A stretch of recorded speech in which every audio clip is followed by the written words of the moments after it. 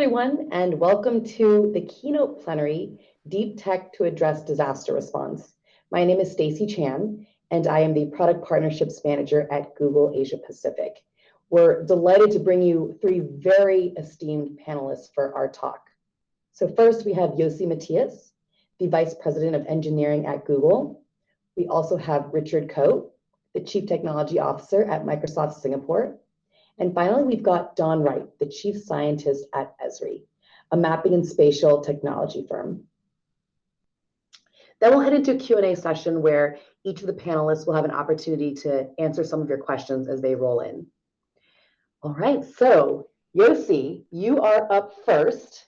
So very excited to hear how your team at Google has been using technology to address some natural disaster efforts. So take it away, Yossi. Thank you very much. It's a great pleasure to be here today, and thanks for inviting me. So crisis response is a topic that is close to our heart. In fact, when we're thinking about our mission, which is to organize the world's information and making it universally accessible and useful, during crisis, this mission is as important as ever. In fact, during crisis, people are turning to Google to look for information, and it could be a hurricane, could be bushfires, could be an explosion. People are turning to Google to look for information. And we actually found out that what they're looking for is about trying to figure out what's going on. And therefore, we set it up and as a mission to help out with technologies, to help out those who are turning to Google for help with information about crisis response. And we're doing it with our technologies, with our products, with people, with partnerships. And as I mentioned, people are coming to Google, and what we found out is they are looking for various types of information. They're looking for what's going on, where is it happening, what they should be doing about it. And the way for us to try and help on that is doing that across many products and that we're having, from search to maps, using the phones, using navigation, using information on YouTube, and other ways. And indeed, a few years ago, we set up to launch a product within search, a feature within search called SOS Alerts, which is essentially set to address these questions. So with SOS Alerts, we are providing information about what's going on in terms of news and other ways, in terms of a map showing where it is, in terms of help and information panel coming from various sources to help out with to people to find the right information when, which is the right time. And since launching SOS Alerts, we activated it in hundreds of times around the world in many types of disasters. And these disasters can be anything from storms, hurricanes, to wildfires, floods, even terror attacks. And again, in all these activations, we addressed the needs of people for information. And this comes in addition to our public alerts, where we're connecting with governments, and we can provide information to people in real time, where we had hundreds of thousands of activations with billions of views over the years. With COVID-19, we had a situation that obviously the need for information was tremendous, and we've seen billions of searches for people looking for information about COVID-19, about symptoms, about actionable information from the local governments. And in fact, at the end of January, at the same time that the WHO announced it as a global pandemic, we already announced the SOS Alert for COVID-19. And ever since, we've been working on that in order to improve and add additional information so as to address people's needs around COVID-19. Now, we can do that not alone. We're doing it with partners. We are working with partners around the world in order to provide the right information. And partners can be anything from governments, from agencies, from NGOs, and even other companies. And we consider our partners as an important aspect of these kind of the ability for us to provide the right information to people. And indeed, we're doing it on multiple experiences. And again, anything from showing an alert so that people can find the right information, even if they're not aware of it, if it's a coming flood, or to get the right updated information about the fire. Now, with climate change, we are seeing and experiencing and anticipating an increasing number of natural disasters. And we have reports actually anticipating that these disasters are going to increase in scope, in depth, in magnitude quite significantly. And our focus is to expand our aperture of crisis response by being helpful before, during, and after. And we're putting a lot of emphasis on the before and during, because that's where people are looking for actionable information to keep them safe. Now, with the power of machine learning and AI, we have an opportunity to use technology in a significant way to improve the helpfulness of the information that we can provide people. And we're doing it in multiple ways. Let me give an example on what we're doing with floods. Now, floods is one of the most devastating natural disasters. They are impacting many millions of people. They are having thousands of casualties annually, and they have also billions of dollars of property damage on an annual basis. And one thing we know about floods is that if we could only give some prediction about where floods are going to occur, then people could take action. In fact, in research we did with Yale, we found out that a good number of people would take action if they knew that a flood is coming their way, and this could actually save lives. So to that end, we put on a team to look into what can we do with machine learning and computing, cloud computing, and using data elevation models that we are producing from satellite imagery. And we found out that we can actually give predictions of floods a few hours before the floods are going to occur, based on data that we're getting from our partnership with the governments, with the Indian government, with the Bangladesh government. And we can take the data, we can run simulations, and we can actually get predictions which are as accurate as 90% about where floods are going to occur a few hours before they are occurring, actually. And what has started as a pilot in Patna just 3 years ago has now expanded into covering all of India and good part of Bangladesh, where we already provided over 30 million notifications to people at risk, and in areas that impact over 250 million people. And this is helping people get safe because they're getting information before the flood occurs with high confidence about where flood is going to occur, and they can actually take action to protect themselves and their property. And the way in which they're getting the alert is that they can get on the phone an alert coming up, a flood coming up, and then they are going to see a map. And what we initially showed is the map of where the flood is likely going to occur. We found out by doing our field surveys that people care a lot about the depth of the flood which is going to occur. And in the last monsoon season, we already provided this kind of information, and we're looking to see how to provide better information addressing people's needs. This is an example for a picture I actually took in our field survey last year when we could still be on the ground before COVID, where we actually looked into how flood is on the ground compared to what we anticipate. And this was part of our ways to look into and to better understand the lay of the land and how we can do a better job in addressing floods. And we got some testimonials about how this can be helpful to people. In fact, Rakesh, who provided one of the testimonials, we met him in person. We were honored to meet him. His village was actually taken by a flood with a few casualties, and there would be many more casualties if not for him and a few of his friends who actually saved many people during that night. And our objective is to provide flood alerts so that people are not going to be as surprised as the residents of that village. Now, flood is one example where we're using technology in order to provide information. Another one is wildfires.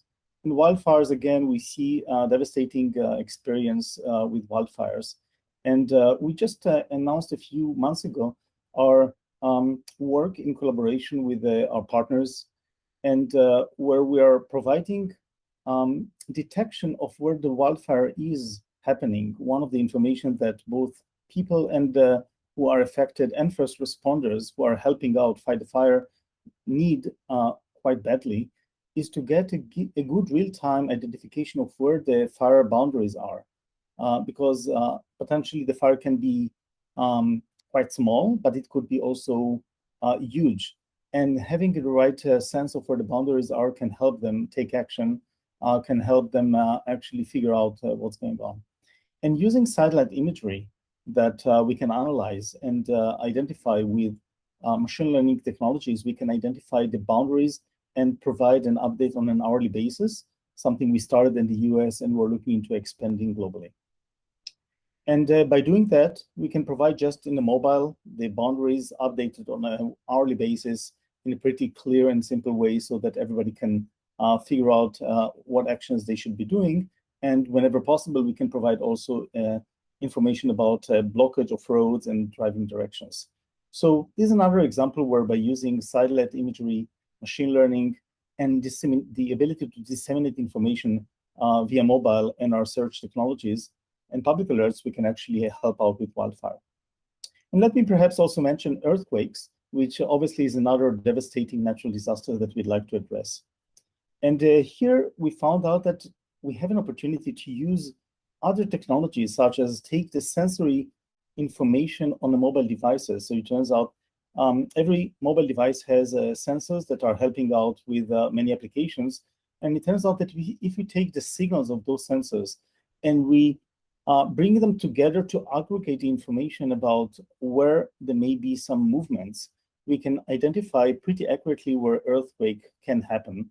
And by doing that, we can identify the first wave of an earthquake and help keep people safe by sending out information to their mobile so they can take action in the precious seconds just before the next wave may be coming. So this is still technology under development, but we're seeing some good promise on how they're doing that.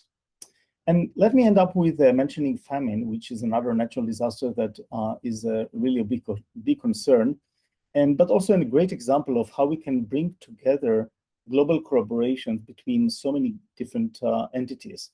And famine is a real problem in the 21st century.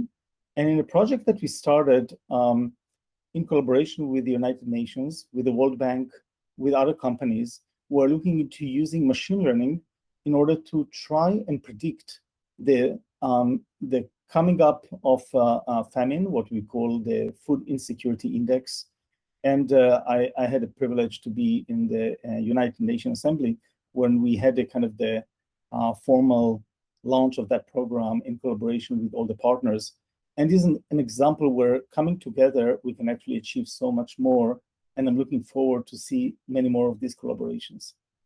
And let me point out that the opportunity to help out with addressing these situations is not saved for only one or a few companies. This is an opportunity for everyone around the world. In an AI for Good impact challenge that we had just over a year ago, we had over 2,600 submissions from around the world from many startups, looking into different ways in which we could use technology to help out with many areas, both in crisis response and other addressing societal problems. And it was quite inspiring to see how much work can be done there, but also how much headroom we had to address. So for example, it turns out that many of them are not yet using machine learning, which is likely going to be very helpful for most of them. So this is one way in which we are working with the ecosystem to try and help out and collaborate, or just help out with the basic technologies of machine learning so that we can have bigger impact around the world. And on that note, we're also looking into how to support startups when they're addressing the United Nations Sustainable Development Goals using Google for Startup accelerators and other ways. So there are so many ways in which we can collectively work in using technology, machine learning, AI, cloud technology, and many other technologies in order to help address societal problems and natural disasters and many other crises. Thank you very much. Yeah, I was just remarking on how incredibly impressive and diverse the products are that Google is working on, from earthquakes, wildfires, and obviously most pressing and top of mind for most folks is the COVID-19 crisis. What are, and can you share some of you and your team's future plans to leverage AI and other technologies to address natural disasters? Sure. Yeah, so the beautiful part about technology is that we see steady progress. In fact, we see increasing progress in some ways. So if I reflect back on flood forecasting, when we started this endeavor just a few years ago, we started it just because we identified this is one of the natural disasters for which we did not have satisfactory information out there. People really need predictions about where flood is going to occur. And there was no, in most places, certainly notably in places such as India, there was not, the information was just not there. And we actually explored to see, can we use machine learning in order to do anything about it? And to be honest, when we started this endeavor, it wasn't clear that we are going to make any difference there because the problem is difficult. And what I found quite inspiring is how technology could actually be brought together and make the difference, which makes me very optimistic about the opportunity to do that in so many different ways. Now, if you think about the needs that we have, think about wildfire. So today we are showing detection of where it is right now. But just imagine if you could have technology that could help us anticipate in a better way where the fire is going to go and do that in a higher confidence enough so that people could take action. Or let's imagine that we could have the technology to identify where the risk is actually high so that we could actually have prevention before it actually occurs. So these are a couple examples where technology could be helpful. Now, the technologies that I see making huge progress, obviously, the technologies for machine learning, the ability to do that at scale, to run that in a higher coverage. Obviously, there are so many problems out there to solve that we need to bring together the many technologies. And in fact, one thing we're doing is we're collaborating with many academics, for example, experts on hydrology, experts on floods. We ran workshops called Machine Learning Meets Flood Forecasting in order to see how can we bring more people together with the expertise on floods and the expertise on machine learning and see how can we help solve those problems by advancing the science and advancing the technology. It is astounding how you and your team have been able to use technology to predict, to proactively alert folks. What are some of the limitations and challenges that your team is still facing to cross those speed barriers or to have utmost precision and accuracy? And what are you doing to address those? So one important ingredient, as I mentioned, for one of the reasons for success on floods is the amazing partnership that we have with the governments on getting the right data. And in this case, for example, the data that we're getting are the gauges information from the rivers that the Indian government and the Bangladesh governments are collecting. And by getting the information in both for building the models as well as in real time in order to make the predictions about where the flood is going to occur, this is hugely important. Similarly, when we have the partnership on wildfire, we're getting the information from satellite imagery. So these are two examples where the partnership with the right organizations is hugely important, because in order to make many of these capabilities or predictions, we do need to have the access to the right information so that we can actually be helpful on that. So this is one of the examples of the way in which we can accelerate is by having more partnerships with more players around the world that we're actively looking into. Now, in terms of technology, obviously, we're looking constantly to look how to have more effective execution, how to run machine learning models faster and more effectively, how to combine different technologies. So, for example, in many of these problems, you do need to have some physical simulations, in which case one needs to use machine learning alongside with some of the physical simulations of how hydraulic is running, or in the world of wildfire to take some other ingredients into consideration, such as wind, such as the materials which is out there, or think about the famine kind of related projects where we have some other ingredients one needs to learn the kind of different characteristics that can actually are indicators for food insecurity or some other factors that are influencing. So I would say it's a combination of learning to work with the experts, understanding better the problems, advancing the technologies and looking for innovative ways in which we can advance them, making more efficient computation, And of course, having computational resources is an important ingredient in that, because we are talking about problems at a huge scale. Absolutely. And Yossi, you mentioned so many various disasters, from famine to floods. There are so many areas where you and Google can be helpful. In prioritization, how are you measuring how you can possibly have the biggest impact on the most number of people around the world? We're ultimately impact driven. So when we're looking into how can we help, we're looking into the problems where we have the most, where the actual natural disaster has impact on people, to what extent technology can be helpful in addressing it, and to what extent can we bring it up to a solution all the way. So sometimes it's difficult to assess it. So the reason why we started with flood is because it's huge impact, because we have thousands of casualties every year. But again, when we started it, it was not clear whether we can do that. So we started with a small pilot in Patna, and this was really working together with the partners. So I would say that it's a combination of how well we're suited from a technology-wise to actually do the impact, as well as how well are we set to work with the right partners in order to be able to deliver it. Because ultimately, the impact is driven not by having the technology to solve the problem, but the full end-to-end deployment, the ability to actually provide the right information to the right people in the right time. And the importance typically is to provide the information to the people on the ground, to the first responders, to the governments, to the agencies, to the players that are helpful on this. So it's really a question of addressing every problem on merit and assessing where can we be most helpful and provide the biggest impact. This has been truly enlightening, Yossi. Thank you so much for sharing all the different efforts that Google is working on.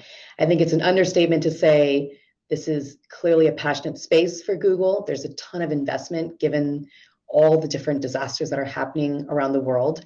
And so in closing, I do want to revisit a point you made. As a partnerships person myself, you're speaking my language when you talk about how critical partnerships are to making a lot of these Google products successful. So for those in the audience who are eager to work with Google, to collaborate with Google, what is your message for the ecosystem and how can they get involved in Google's efforts?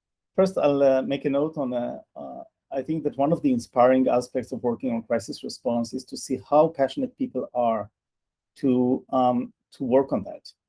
And within Google, this is part of our DNA. So, we've been working on crisis response for over a decade now. And in many cases, people are doing their extra projects on the side to look into how to be helpful in so many different ways. Now, we see that kind of energy and coming together not only within Google, but we see in the broader industry. We see it also on the startups. And also when we talk with our partners, with governments, typically it's quite inspiring to see how people are so energized to come forward, to collaborate, to work together, to use technology to solve societal problems. And similarly with so many other NGOs and startups and the other factors, I would say that it would be great to see people keeping up these collaborations, working together. There's so much more that we can do when working together on these matters, as with any other matter, of course. But these are societal problems where by using technologies and bringing them together, we can actually have impact that is life savings, that is therefore so important for us to keep working on that. And obviously, really reaching out to all partners that we'd love to talk to you, and we know who to talk to. So I think there are great opportunities ahead, and we're really excited about the opportunities for us to be helpful as much as we can. Thank you, Yossi. We're very fortunate today to have another tech leader in this space. Richard will be joining from Microsoft to give us the latest and greatest from what Microsoft has been up to. So over to you, Richard. All right, thank you, Stacie. Really glad to be here. It's such an honor to be able to share some of the work that we're doing, and also the partnerships that we have with the wider ecosystem here.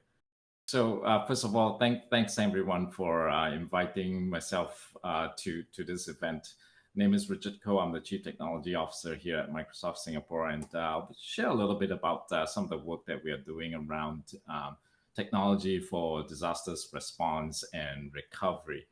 I'll just like to start off with a little bit of context setting. I think traditionally when we think about assisting assisting organizations in humanitarian actions, I think when we look at the kind of work that we're doing is things like giving, volunteering from our employees, some discounts on software and things like that. Now, this works well for organizations like the Red Cross, Team Rubicon. But what we found is that when we looked at our country, state, county, city governments, agencies that that encounter, unfortunately, a disaster, and they need the kind of needs that they have to reduce human suffering and stabilizing the community is somewhat different from the regular day-to-day type of humanitarian type of work.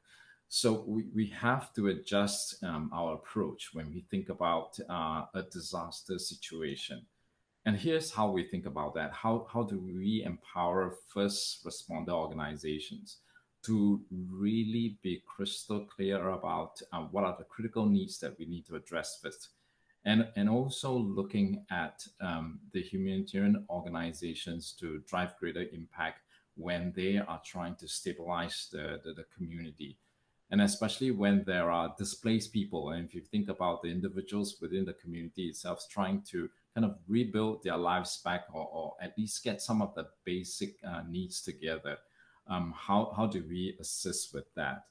And I think it's a timely thing that we talked about why the focus on technology in this area.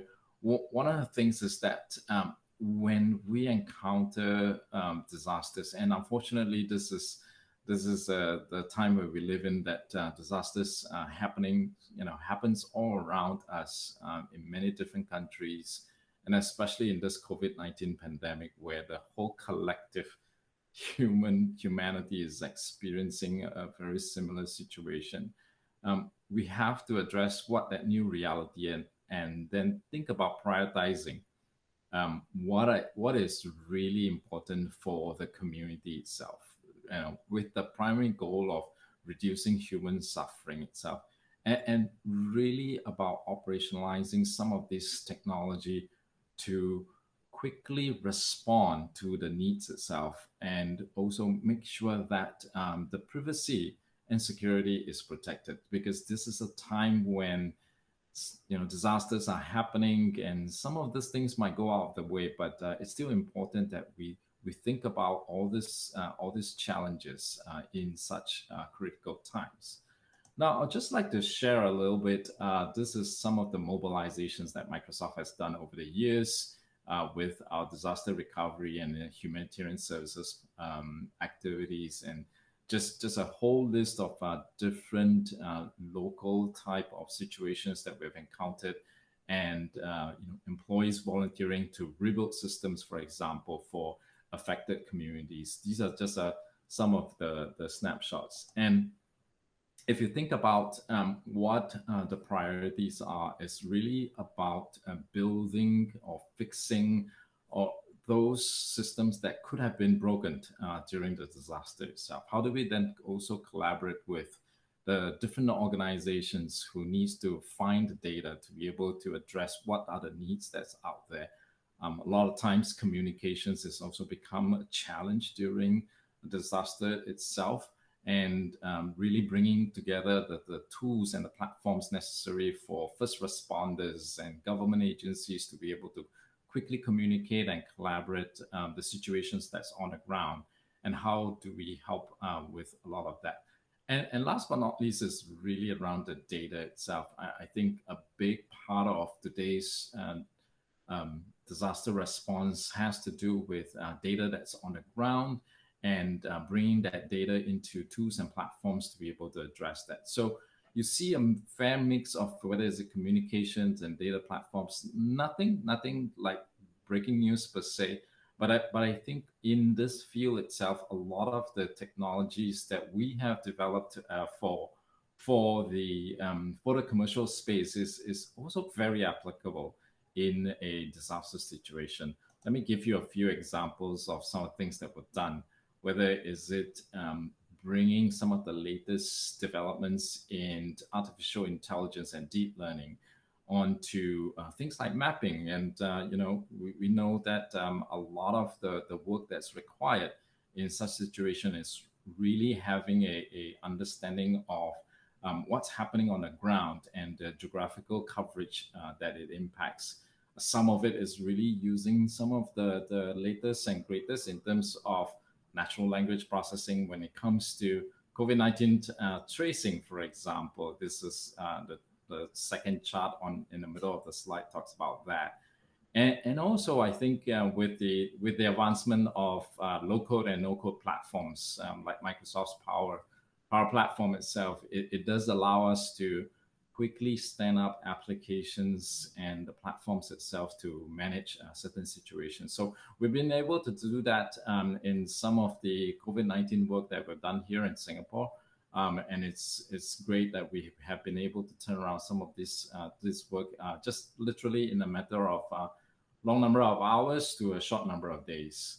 Now, one of the things it's really exciting, I think, that there's been some research that's going on in terms of using things like mixed reality in disaster recovery situation as well. We see here a picture of how some doctors in London are using our HoloLens 2 to manage the COVID-19 patients and also keep a certain amount of reduced contact with the patients itself.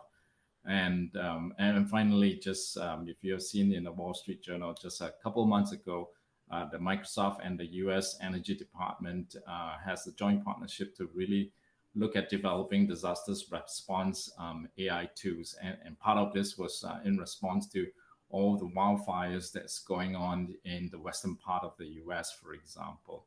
So I'll just quickly point out one example. This was a situation where there was a local telecom in Puerto Rico that had its whole data centers flooded, unfortunately.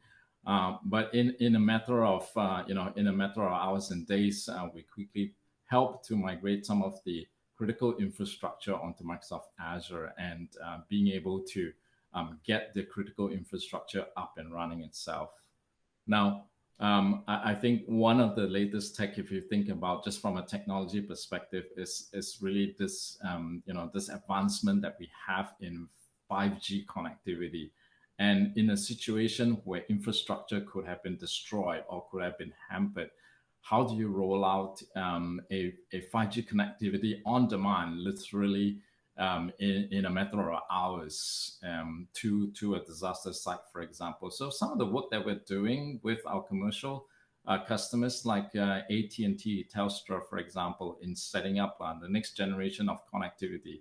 If you think about in a disaster situation, these could be some of the efforts that we can put together a quick infrastructure and put them on trucks and roll them out and hopefully have connectivity within a specific area, just to relieve the let's say first responder organizations who are working on the ground to have some level of connectivity as they are trying to help the community to rebuild their lives. So with that, I'd just like to end with this quick presentation here. This is some of the work that we are doing in this space.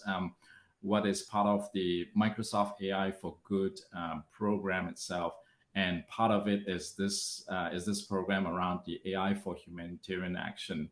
I'll put a QR code later on since we're all used to scanning QR codes everywhere we go right now to let you see some more information about this. But this is some of the efforts that we're partnering with whether it's government agencies, NGOs all around the world, even private enterprises who are thinking about this space in disasters response and humanitarian efforts for the whole planet itself. So with that, I Thank you very much. I'll just share this QR code, and hope you enjoyed the little sharing I've done on what we're doing in this particular space. And thank you very much. And I'll turn it back over to Stacie. Thank you. Thank you so much, Richard. I can't wait to scan that QR code and dive in more. It's truly an impressive array of products and projects that Microsoft is working on. Same question to you about the future of tech. You mentioned 5G and a few other technologies, but can you share what some of the big bets are that Microsoft is thinking in the disaster response space? Yeah, so I would think that the advancements that we are seeing in artificial intelligence with machine learning, natural language processing, a lot of that can be applicable in disaster response type of situation. In fact, just recently in the efforts that were done around COVID-19 tracing, for example. Now, unfortunately, in a disaster, some of these challenges around contact tracing and all of that, the realities on the ground is not always ideal. You're not always going to get people with the right set of tools and technology devices, things like that. So information may come in bits and pieces, misspellings, all of that. But the interesting thing was that we're starting to see the ability of AI being able to kind of pass through a lot of this data and be able to detect, for example, duplicates, for example, or misspellings and things like that. Very small little details, but it's just been able to accelerate the accuracy in terms of the data collection coming in for contact tracing purposes. So I think some of these advancements, while they're kind of small and happening in the background, but when applied to some of the situations, they're going to be a great help. The successes of AI have really been quite remarkable in the speed of deployment in a lot of your technologies. On the flip side, there are realities of limitations to some of the technologies. So what are you and Microsoft working to do to overcome some of AI's existing limitations? I think a big part is really recognizing its potential, let's say, quirks and inaccuracies that it can have. So I think over relying on just technology alone would not be ideal. And because on the ground itself, in a disaster situation, you still need a lot of on the ground people type of information, as well as the intuition that the first responders have on the ground. So the way we think about it is, how does technology augment the human rather than technology just replacing the whole entire response situation itself?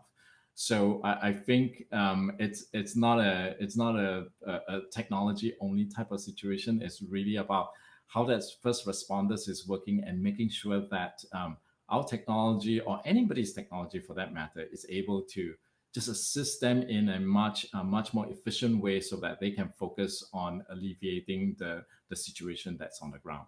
You touched in your presentation upon prioritization. And one of the biggest factors in measuring that was reducing human suffering.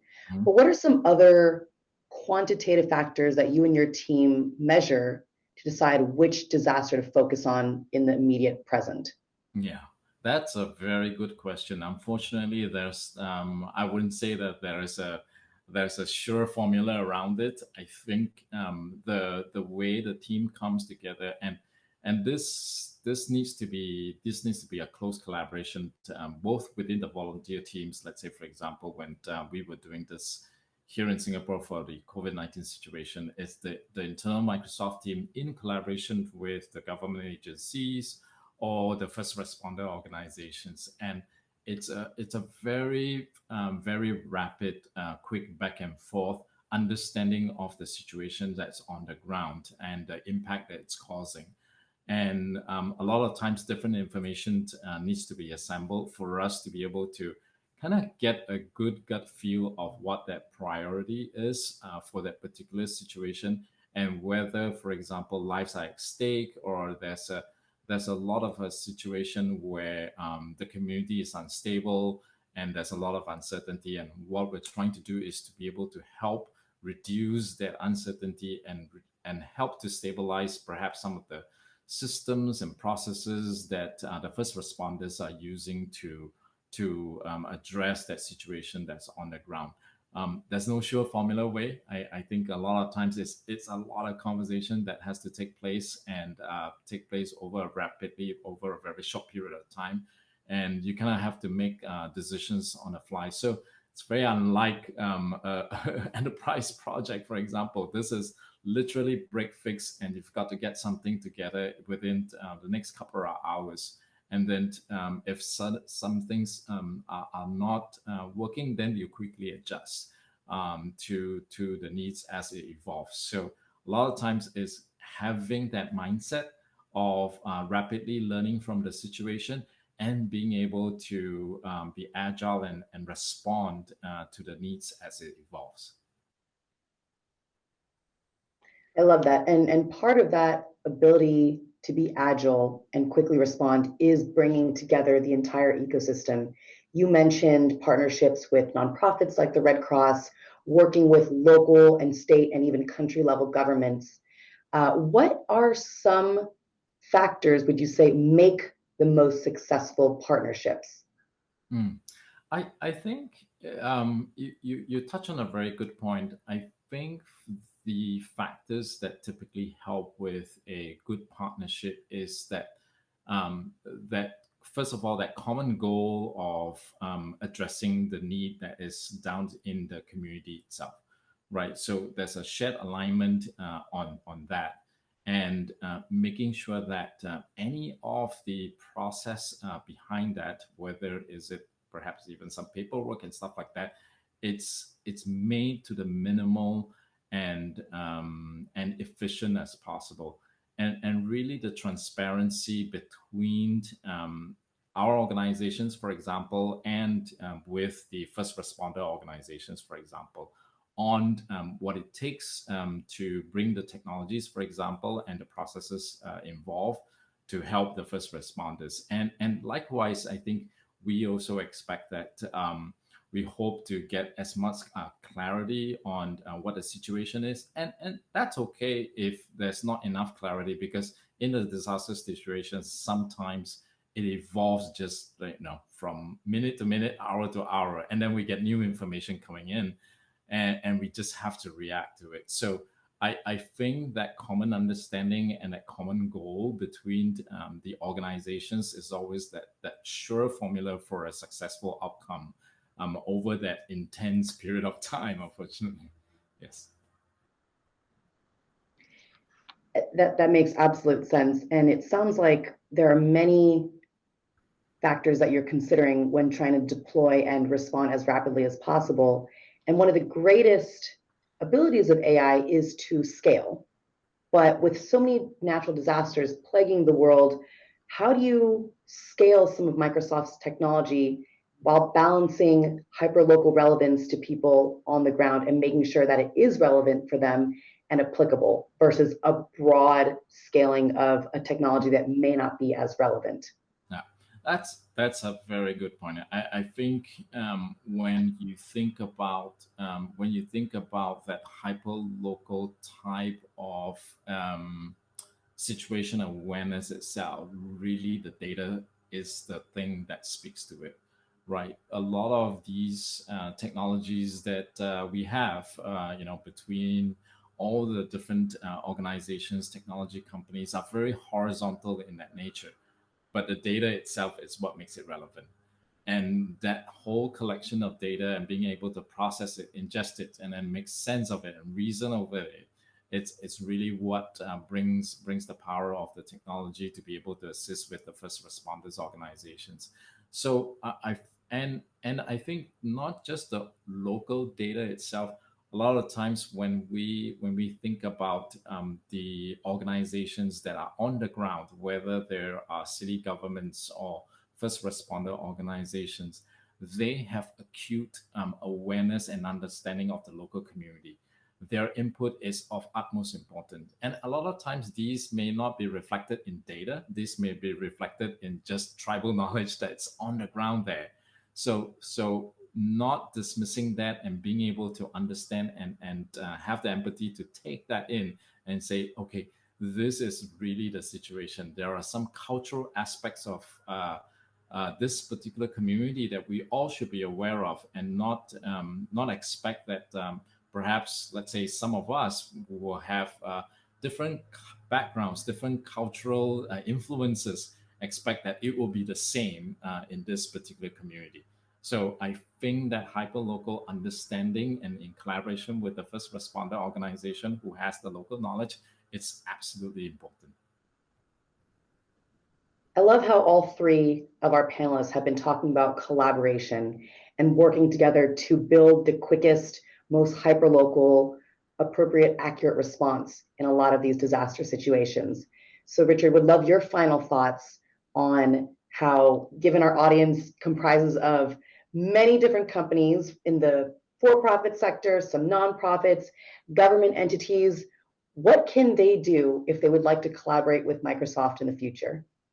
Well, yeah, thanks for the question, Stacie. I think this is where we put out that program. I shared a little bit during my presentation. It's around our AI for Humanitarian Actions program itself under our AI for Good umbrella program.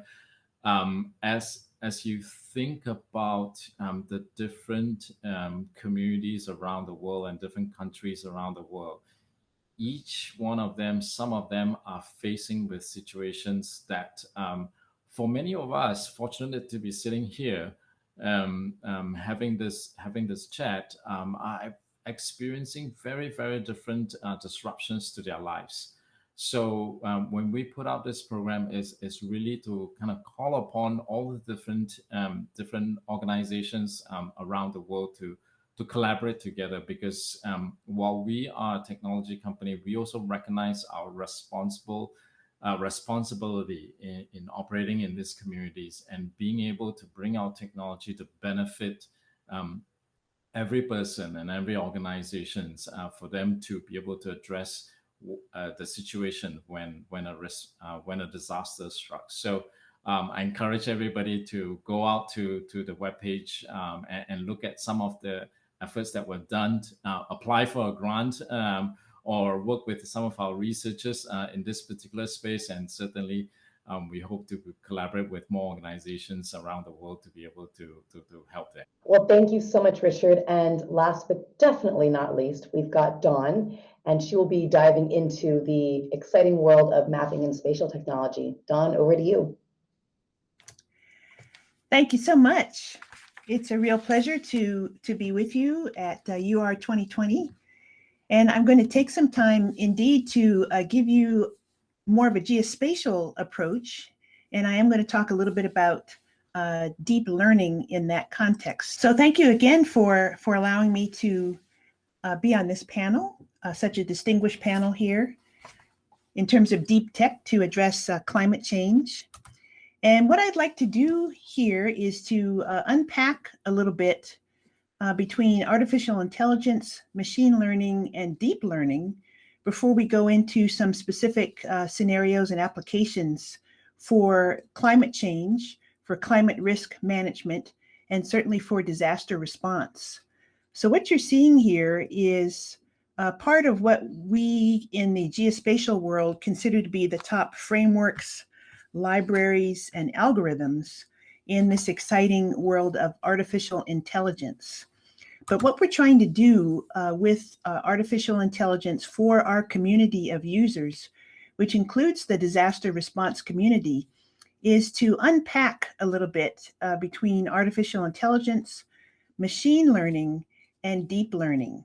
And we take the time to do this, and we have specific resources and modules and toolkits to do this so that our users will understand the differences, especially when dealing with geospatial data, and also be able to get the most out of the tools that we're providing with our technology, but also as our technology interfaces with Microsoft and Google and other platforms.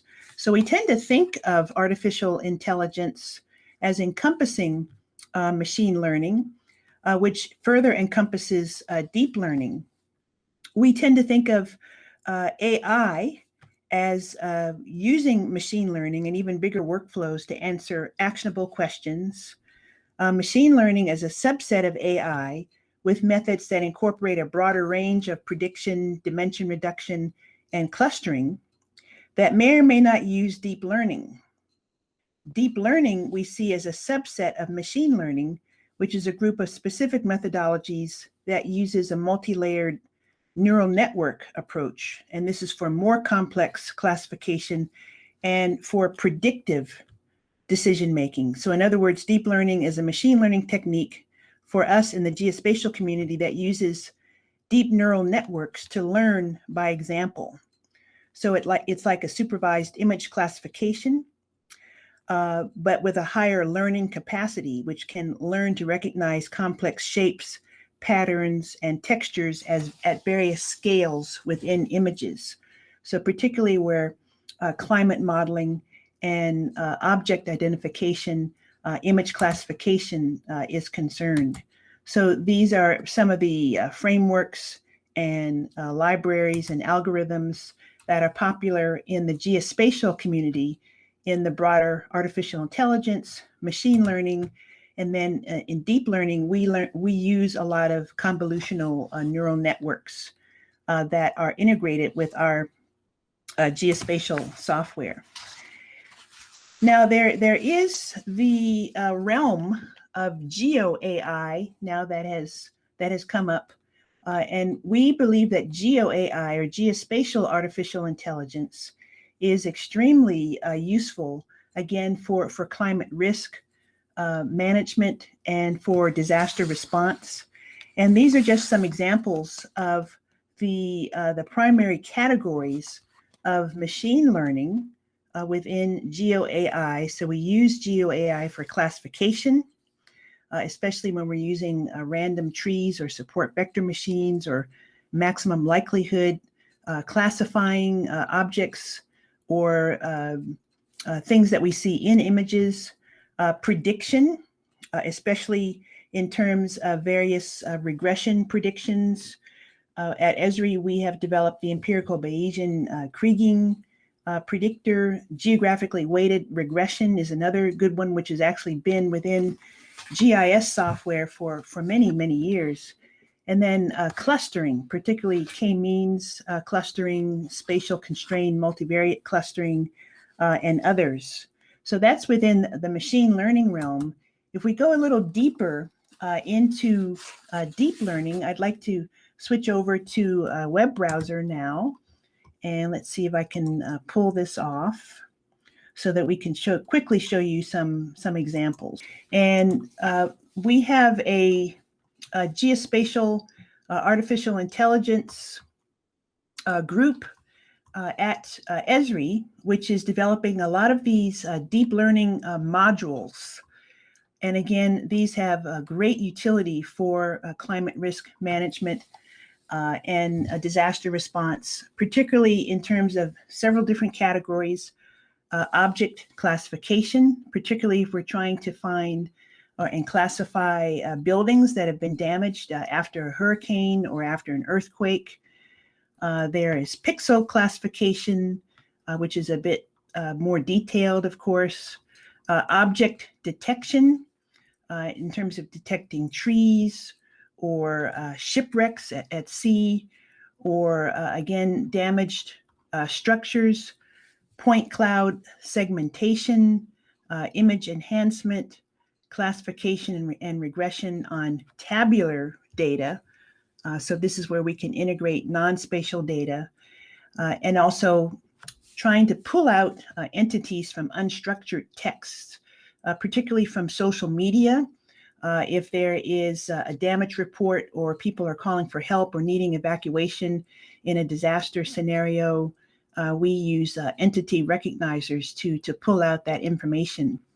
So this is a blog post that talks about those different categories. And this is a case study that is actually a damage assessment project that uses deep learning within our platform in ArcGIS. and it gives you the steps in terms of how you would manage imagery, satellite imagery, drone imagery, other types of imagery, label and prepare the training samples, train the model, run the inferencing tools, and then derive your valuable insights.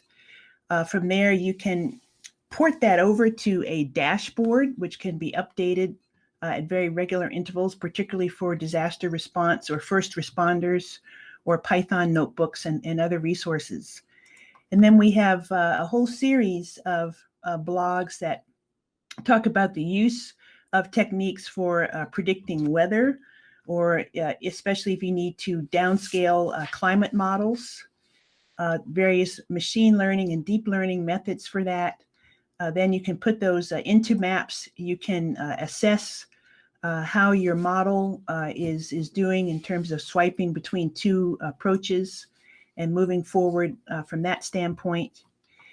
There are also ways that you can actually discover new climate zones using various climate scenarios, clustering the data and creating your own climate regions. This is an example, of course, from the United States, and then working with climate models to push that forward to a few more decades or out to 2050 or whatever the scenario calls for. We also work quite a bit with Python notebooks, and in our platform, we have a variation or flavor on Jupyter notebooks. And we do a lot of Python scripting and pulling in of the algorithms, the tools, the maps from our platform into notebooks that can be shared across many different platforms for many different uses. And another example here, which looks at how we do raster analysis from that standpoint as well, using both machine learning and deep learning and sharing the results via dashboards and notebooks. So I'm going to go back again to my other presentation.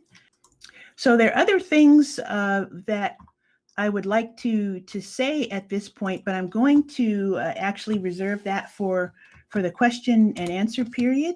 So this is just a very quick overview just to get us started here. I'd like to provide these slides to you so you can go to this address to get these slides and some substantial notes, especially all of the links that I showed. For more perspective, we have an entire GeoAI hub with resources, GitHub repos, examples, use cases, and many more at this address. And then to go further with us, my name again is Dawn Wright, and this is how you can contact me by email or on social media. But our GeoAI director is Omar Mayer, and this is his address. And the director of our disaster response program and our public health safety industry lead is Ryan Landclose. So that is how you can contact him as well. So thank you very much. And I look forward to the discussion and the questions. Thank you so much, Dawn. Wow, that was a crash course. And I think just a small taste of all the wonderful products that Esri is developing. Can't wait to go follow that link that you shared to really dive more into the wealth of different projects and initiatives that you're working on. I loved the slide where you talked about artificial intelligence and machine learning. I think many of us in the audience are familiar with these concepts, but deep learning seems to be the new frontier. Can you expand upon what you and the Esri team are working on in deep learning and what we can expect from new Esri technologies in the future? Yes, so with deep learning, it is a very exciting field, and we are really focusing on the convolutional neural networks and other types of neural networks. We don't develop those neural networks ourselves. We're actually working with the broader community and working with and training these open source libraries and frameworks into our platform, because we don't want to reinvent the wheel.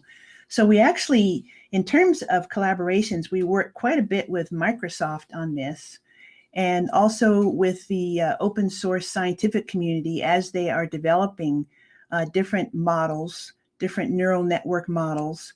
And we train those models in our software with our imagery. And what we're trying to do is to develop an ecosystem of these models that people can work with further. And then also to connect to, of course, make these models smarter with the different scenarios, and then have a catalog of these models that our users can work with, because we work more in terms of use-inspired science, applied science.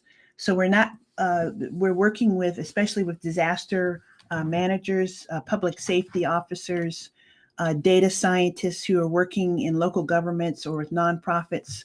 So they have the expertise, but we try to also lend a hand in terms of giving them something to work with in terms of an existing ecosystem of models, or ways of training them on the types of imagery that they're using in their disaster response scenarios, or in their climate risk or climate adaptation or climate mitigation scenarios.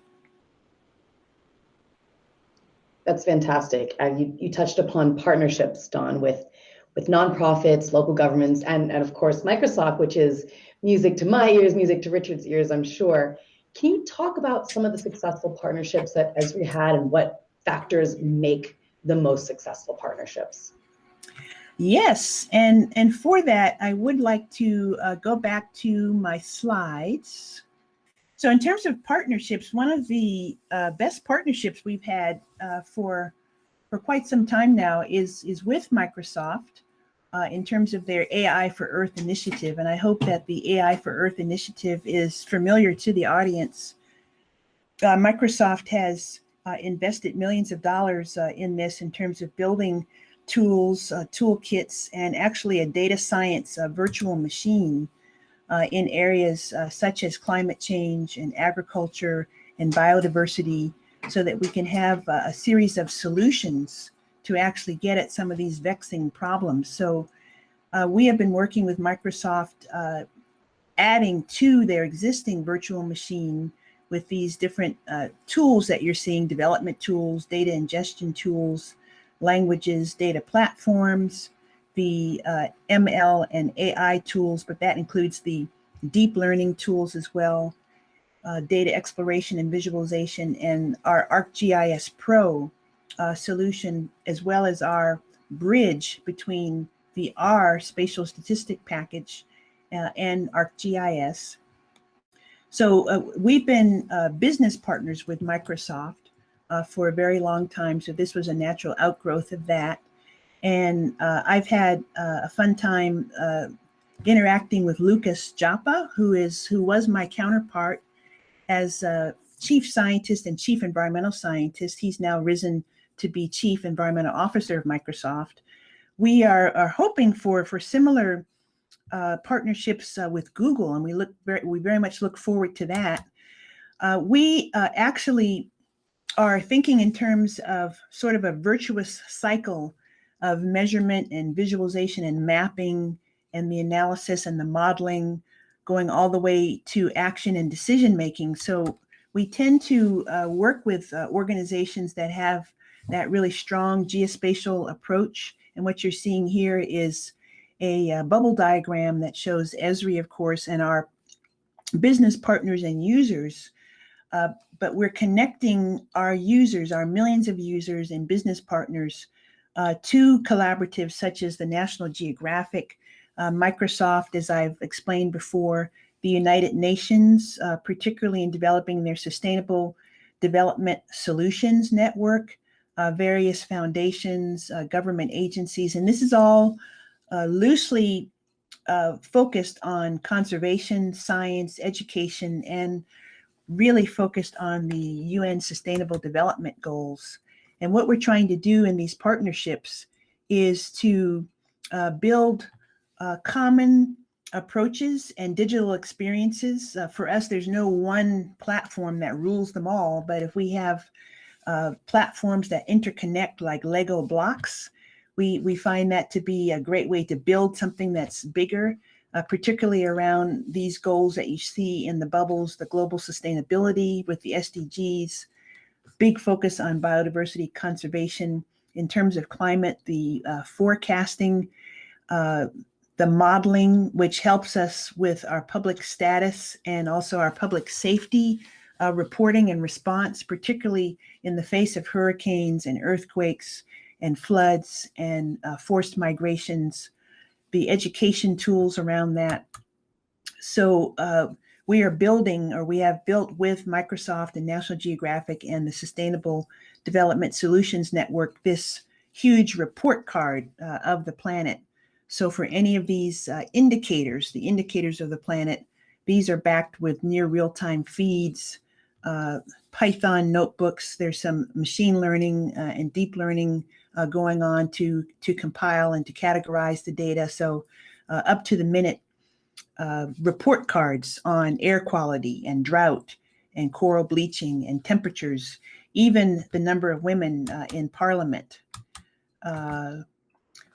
And with the National Geographic, there's a big education push around this as well in terms of telling, educating, engaging stories that will empower groups, communities, students, educators. We continue to track these vital signs, and we're supporting conservation planning and management.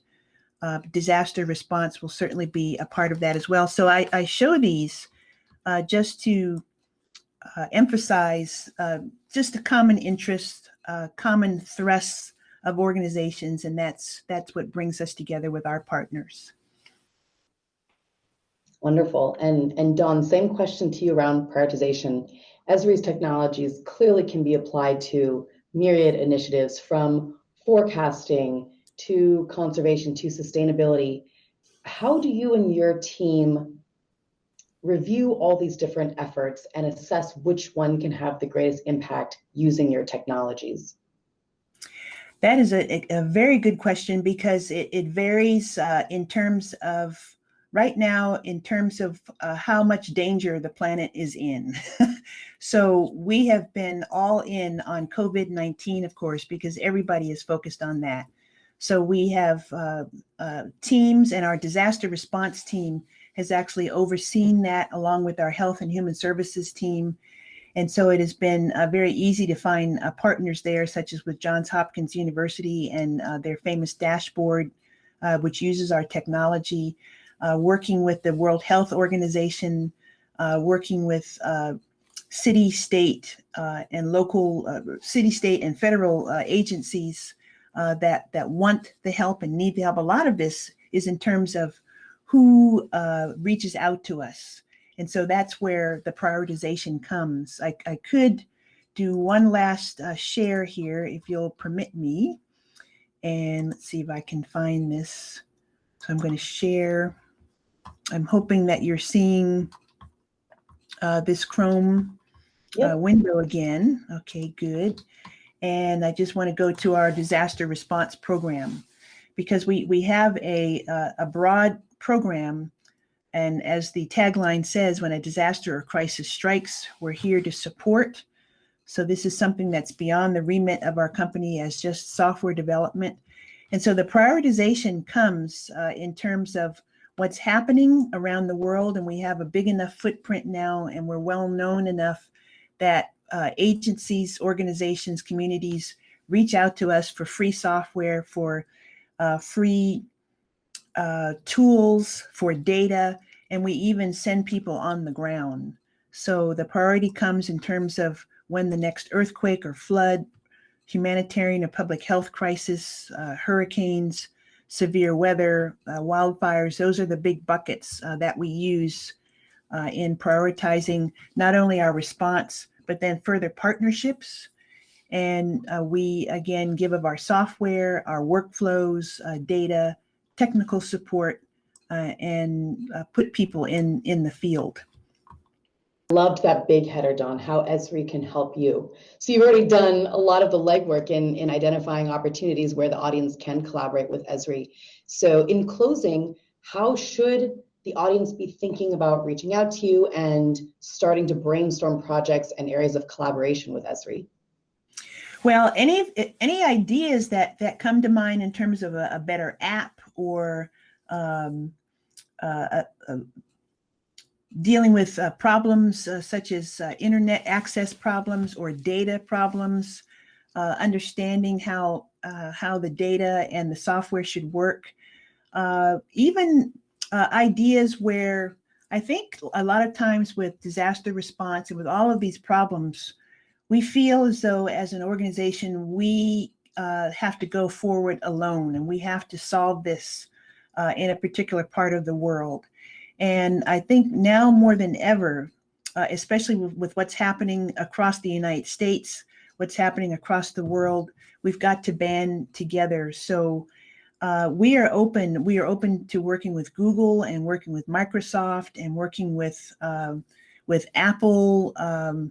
We've had some discussions recently with Vulcan and other technology companies. That's at one level. On another level, oftentimes there are aspects of our platform that people like and want to develop further or want to improve. And so there are always opportunities to partner with us on proposals, for instance, proposals to funding agencies, and we can work on solutions together. We oftentimes just talk back and forth, informal partnerships. There are formal business partnerships. All of those are possible. So one way to start is to contact me, and I'm sort of the funnel for that where scientific research and development is concerned. And then if there are other, we have a nonprofit team, a global organizations team, a business partner team, and I can funnel the request or start the conversation and get things connected from there. Wonderful. Well, I want to thank you, Dawn. Thank you to all three panelists for this incredible session. Disaster response is a heavy topic. It affects every single one of us around the world. And with climate change exacerbating conditions, particularly the most vulnerable, I am personally indebted and grateful to these three thought leaders and their teams who are working doggedly day in, day out. It is a passion for all three of them and their companies to tackle the most pressing needs that we face today all around the world. So you heard it from them loud and clear. This is an open invitation to be collaborating with them to solve some of the world's biggest and most pressing problems. So thank you all for tuning in today, and we hope you enjoy the rest of the Understanding Risk Conference.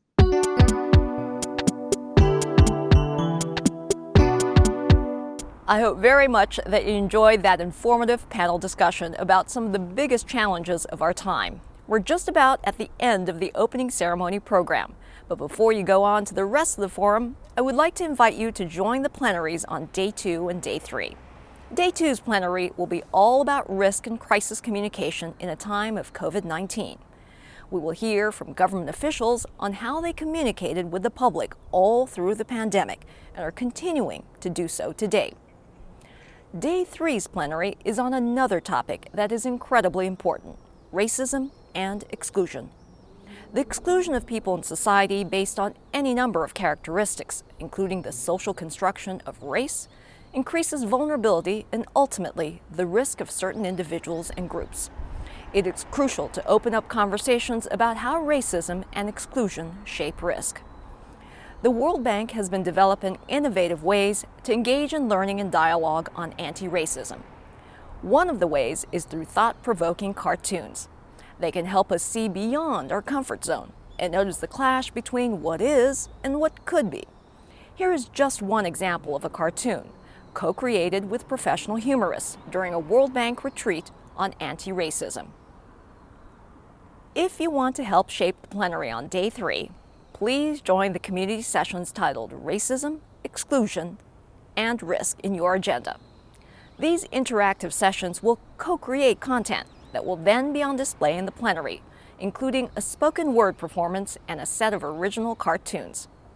At UR, we are committed to seeing more inclusion around risk assessments, communication, and decision-making that takes all of the challenges confronting the most vulnerable into account.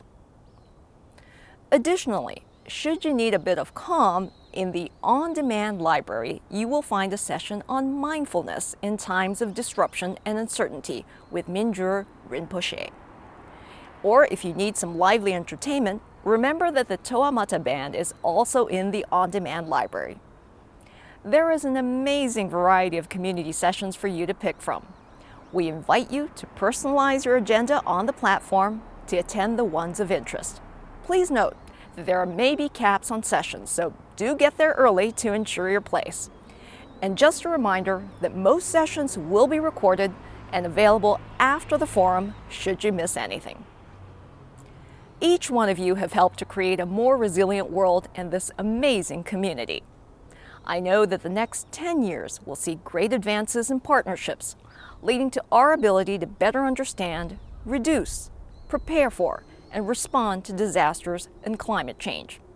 With your tireless commitment and passion, you are an inspiration to us all as you strive to make the world a better place. I hope you have a wonderful few days at UR 2020, and I look forward to seeing you at the closing ceremony on day 3. Until then, keep learning, keep being inspired, and keep thinking the unthinkable.